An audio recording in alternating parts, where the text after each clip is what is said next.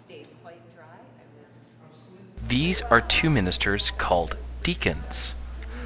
Both have been called into a ministry of service in the church, but they do so in very different ways and have very different plans for the future of their ministry in the church.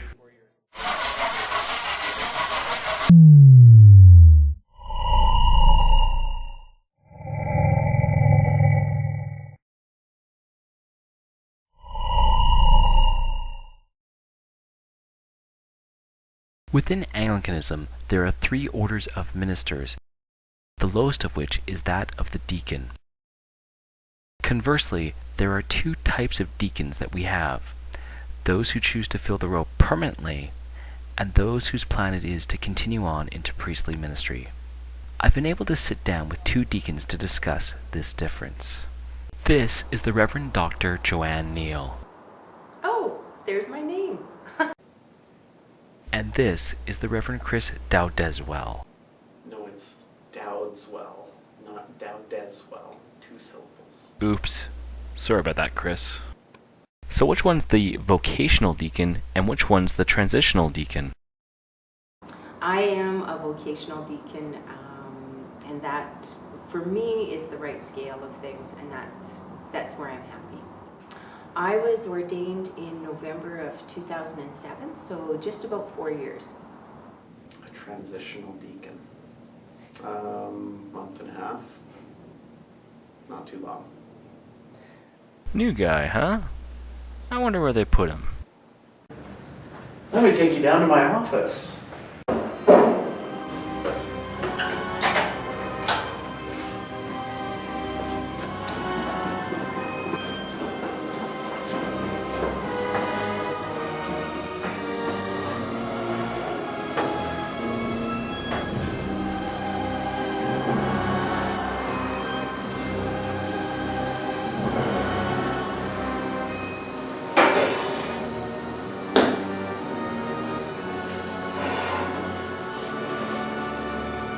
Where I come to study canon law.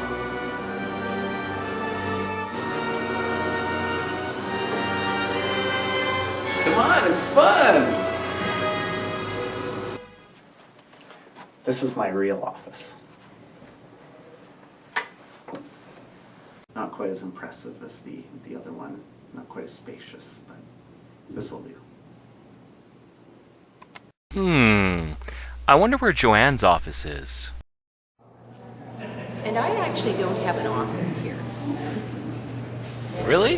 Why is that? I am an elementary school teacher.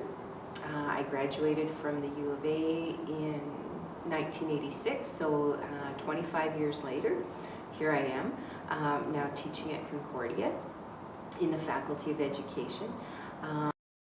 That's right. Joanne is a professor at Concordia University College. She has a full-time job outside the church, unlike Chris. I did a master's degree shortly after I got my teaching degree because I realized I didn't know very much. And then once I was finished with my master's, I realized I knew even less than I thought. So that's why I chose to do a doctorate in curriculum, and because I like to write. And then subsequently continued on in my studies in theology and got a second doctorate, which is a little excessive, I know, but it was actually easier than doing a bachelor's degree. So that was the rationale there. So, how would they describe what a deacon is? A deacon is a ordained servant ministry in the church. First of all, it's a ministry to interpret the needs of the world to the church.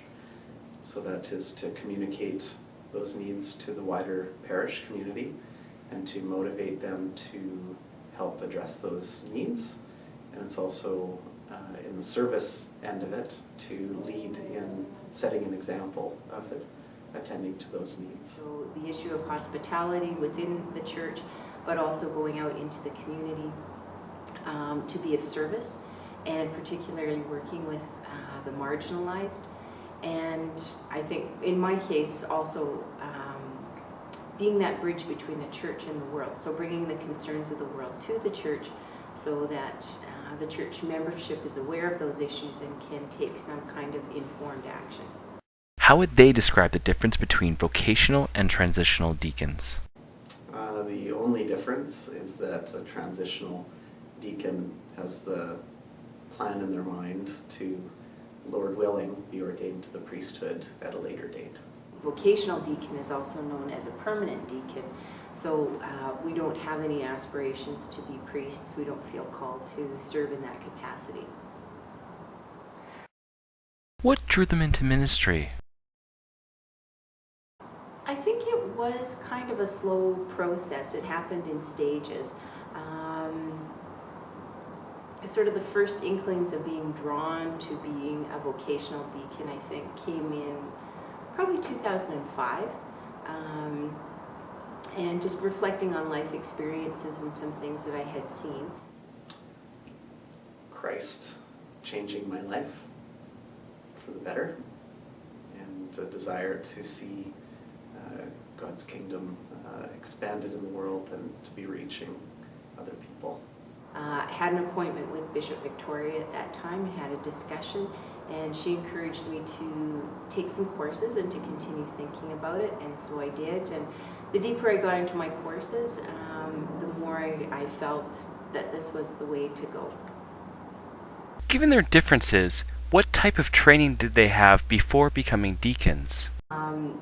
I was a lay reader prior to that. My father was a lay reader at St. Luke's, and so we spent a great deal of time together. We did services together.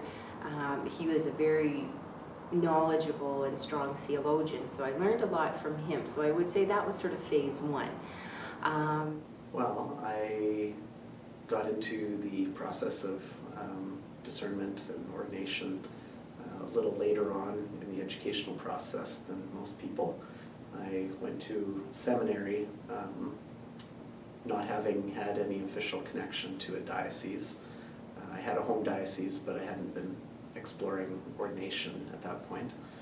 And so I went into a master's program. I chose a Master of Religion at Wycliffe College in Toronto, and that's geared towards people without a theological undergrad who are interested in potentially going on to doctoral studies in theology. And I was interested in doctoral studies at the time, but because I hadn't been an Anglican very long, I didn't go into the ordination process right away and didn't choose the traditional degree for doing that, which is the Master of Divinity. The second phase was doing the formal training, and I chose to do continuing education through Oxford and Rome. And that fit certainly with my teaching schedule. That allowed me to have that period of very intense study in the summertime. So I'd had a lot of academic training up until that point, but not as much liturgical and pastoral training, although I did a diploma in spiritual direction alongside of my Master of Religion, which compensated a bit on the pastoral end of things. But I came into the ordination process without as much liturgical experience, and so I've been picking that up along the way through work experience. And then, of course, I went to All Saints and did an internship, and having that practical experience in the months leading up to being ordained was, I think, invaluable. What are the roles of a deacon in a parish? I think it depends on your context, what it means to interpret the needs of the world for that parish, and what area that specific deacon and their gifts and skills find a fit in that parish. Inside the parish, I like the way Neil Gordon phrases it, that the deacon's role is at the door, and it's to invite people in. So it's really one of hospitality. Certainly there's definitely a role of listening that goes with that. I spend a lot of time just chatting with people, just hearing and trying to listen very deeply to what's going on with them. And so in All Saints Cathedral, where I'm at right now, I've been doing a number of different things, a lot of visitation. I've been helping out in different ways around the parish in different ways that the priests who are employed here can take some of those things off their plate. So I fill in here and there around doing, attending to the physical needs here of the community, participating in the ministry to homeless people on Fridays during the winter. What are the roles of a deacon during a service? Within the actual liturgy, there are 4 roles typically that the deacon has. One is to proclaim the gospel, and that relates to the business of bridging the secular world and the sacred world. The Holy Gospel of our Lord Jesus Christ, according to Matthew.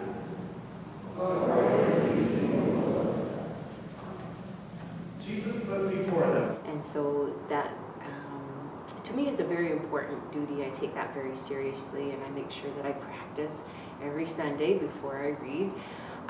The second one is setting the table for the Eucharist, and again, that's, to me, it's a very symbolic and very important task.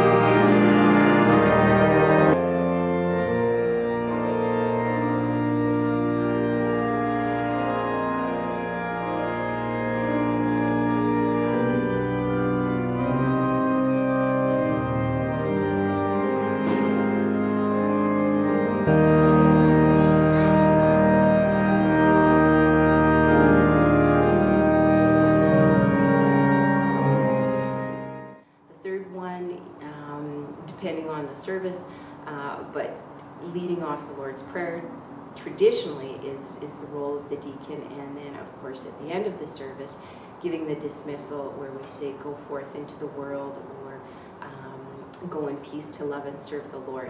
Go in peace to love and serve the Lord. Thanks be to God.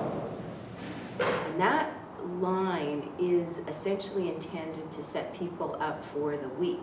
So we're not saying your duty now is done because the church service is over and it's Sunday. What we're saying is now that you've had this time together and this time to reflect and to think about things and to hear the gospel message for the week, now you need to go out and actually live that out.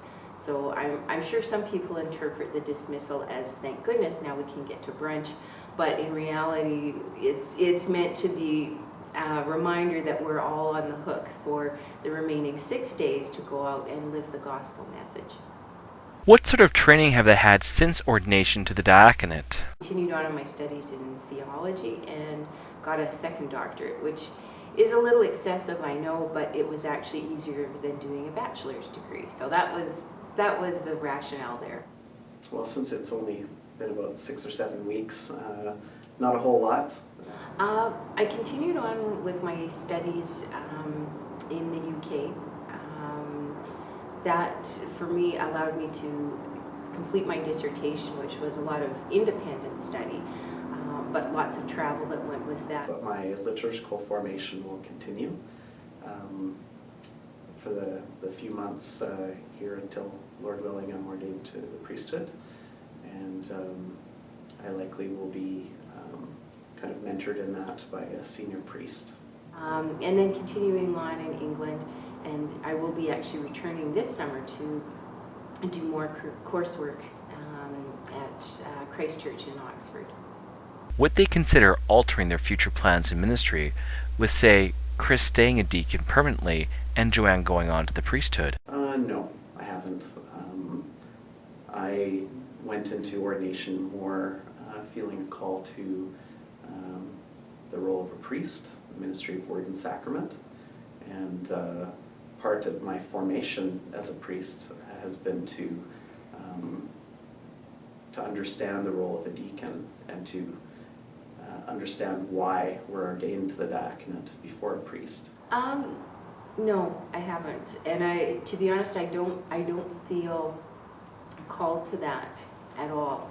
I think it's wonderful that when people are called to it. I think it's a very important function, but I just have never had that that pull, that desire. And the reason being is that we stay a deacon even after we're priested. And the reason being is that the role of a priest is first and foremost also to interpret the needs of the world to the church and to attend to those. And those ministries of word and sacrament are to be grounded in those needs and to attend to those needs as well. Really appreciate the fact that the role of the vocational deacon in being that bridge between the secular and sacred worlds and bringing the concerns of the world to the church, that we have a different kind of freedom sometimes to raise the difficult issues, the controversial issues, and to address them in a way that perhaps a parish priest doesn't have the same freedom. And part of where that freedom comes from is the fact that vocational deacons are always non-stipendiary. So we are not paid by the church. And so that gives us a real freedom sometimes to address those issues that might be social justice or environmental justice issues. Regardless of the differences between vocational and transitional deacons like Chris and Joanne, their function remains important to the church because of their ministry of service and to the proclamation of the gospel. The Lord be with you. And also with you. The Holy Gospel of our Lord Jesus Christ according to Luke. Glory to you, Lord Jesus Christ. On the first day of the week, at early dawn, they came to the tomb, taking the spices that they had prepared. They found the stone rolled away from the tomb, but when they went in, they did not find the body. Though, I will say that the most important thing that I have learned with my time with Chris and Joanne is this: deacons really love coffee.